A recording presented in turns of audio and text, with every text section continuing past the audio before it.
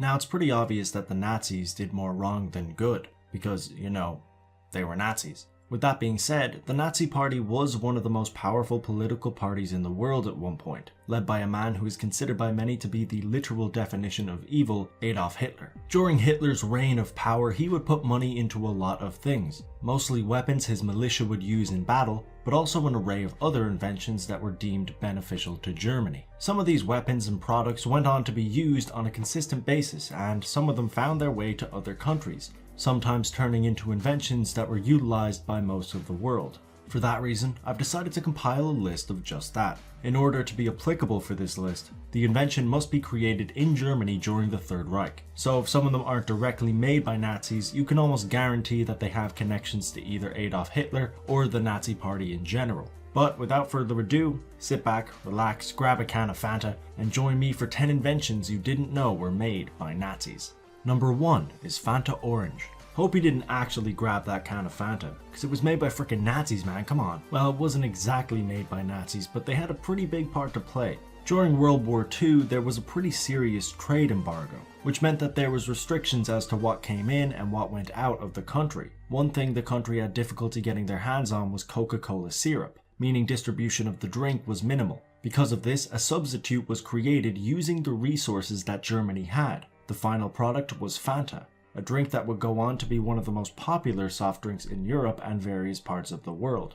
It was created by Max Keith, the head of Coca-Cola Germany, which meant Coca-Cola did eventually receive the profits from the drink and receive the trademark and rights of the product. However, they discontinued it, possibly because it was only really popular in Germany, and possibly because the only reason it was ever invented in the first place was a trade embargo sparked by Adolf Hitler. They did eventually bring it back into circulation in 1955 and spread it into various parts of Europe where it found immense success. Today it has over 100 flavors worldwide. Number 2 is the jerry can. A jerry can is a container for fuel that was made in Germany sometime in the mid-30s. It was originally made for the German militia because earlier systems for carrying fuel were much more awkward, with most of them requiring tools and funnels to even be used properly. The jerry can was a much simpler system and could carry up to 20 liters of fuel. It gave the German army a good advantage in World War II, but did not remain exclusive for too long, as other countries quickly caught wind of what systems they were using to carry fuel. Because of this, many other countries developed their own versions of the jerry can, and it became a commonly used invention in war.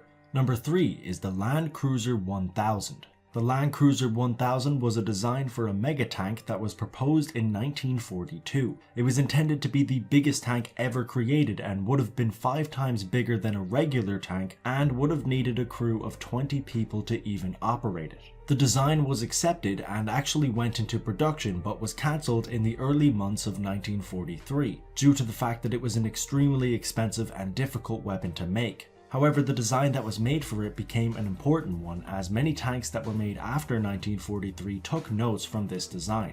Meaning, while the actual Land Cruiser 1000 wasn't made, quite a few tanks and bits of weaponry did spawn from its conception. Number 4 is the blow-up sex doll. Wait, what? Okay, so this was actually deemed a hoax in the 2000s because of lack of evidence. However, many people believe it to be true, so let's have a quick gander. During World War II, the spreading of sexually transmitted diseases were on a massive rise, with syphilis being the main disease. This was due to many German soldiers interacting with prostitutes in their free time while they were in Paris. Because of this, a rumor spawned that Hitler had funded a project that attempted to create a blow-up sex doll. It was apparently created so that they could be given to soldiers whilst they were fighting and ultimately reduce the risk of STDs. While that is bizarre, it's actually kind of logical, and this is why many people believed it to be true. The project was said to be cancelled and was later deemed a hoax because the 2 main photographs that were used as evidence turned out to be fake. However, it is possible that some kind of project like this occurred but just went unnoticed. If this is the case, then Adolf Hitler of all people is possibly to thank for the creation, or at least the development, of the blow-up sex doll. Number 5 is the Z4 computer. During World War II, Adolf Hitler put a lot of funds into technology. He most likely did this so that Germany would go on to be the superior country when it came to technological advances. While a lot of these projects went bust, a series of computers did go on to make a significant impact, and that was the Z series, designed by Konrad Zuse. While the first creation was very much so a beta that wasn't very functional, that was only the beginning. Zuse went on to design and create the Z4, the world's first commercial digital computer. At first, it was relatively exclusive to Germany, but did eventually find its way to other countries. It became the most used computer in Europe and remained that way until the early 60s. It was a very important invention that went on to be essential for the development of technology. Number 6 is the Volksempfänger. The Volksempfänger was a range of radio receivers that was designed in 1933. The idea behind it was to make it as cheap and accessible as possible so that most of the German public could get their hands on it. While this seemed like a genuine and noble reason to make it, not so much, because the radio was made at the request of none other than Joseph Goebbels, the propaganda minister who was instrumental in Hitler's rise to power. They used this radio to push Hitler's agenda, and it played a very important role in his popularity amongst the public. With that being said, a lot of future designs for radios took inspiration from this device, so it did end up doing some good. Number 7 is 3D filming. Seeing as propaganda was one of the biggest tools used in Hitler's rise to power, it's not that surprising that he was fairly obsessed with filmmaking and how to use it for his benefit. Because of this, many developments were made in the German filmmaking industry. One development that many people thought was not originated by the Nazis was 3D filming. However, it turns out that this may not be the case. 2 3D films that were created by the Nazis in 1936 were discovered. They were fairly ahead of its time, as Hollywood hadn't begun using 3D in their movies until 16 years later. While they were both essentially pieces of propaganda, they were considered to be very well made. Today, 3D is a commonly used mechanism in the filmmaking industry, and it is used in many Hollywood blockbusters. Number 8 is Volkswagen.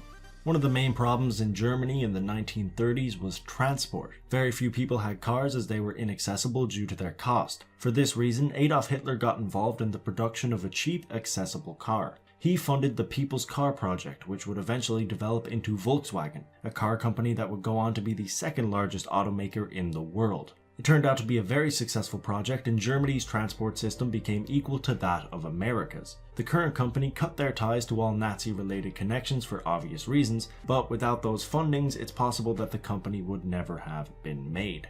Number 9 is the V2 rocket. After the Allies attacked various parts of Germany, Adolf Hitler poured a lot more money into weaponry, prioritizing on explosives. Because of this newfound funding, the first ever long-range guided ballistic missile was made.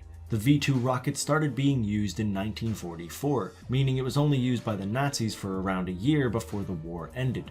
If it was created any earlier, it could have been a huge problem, as the 1 year it was in service, the attacks that were launched caused the death of 9,000 people. The production of the missile alone caused the death of 12,000 forced laborers. It was used in various parts of the world until 1952, but its usage declined when more advanced explosives were developed. Number 10 is methadone. Methadone is an effective painkiller that was developed in Germany between the years of 1937 and 1939. It took its time to develop and become a useful drug, as the original painkiller had many side effects. However, the drug was eventually developed and became a lot safer, meaning it was able to be approved for use in the United States in 1947. It is still used worldwide today, but is regulated due to the fact that it is easy to get addicted to. It was a very handy tool for the Nazis during World War II, as the painkiller gave them an advantage in the medical department.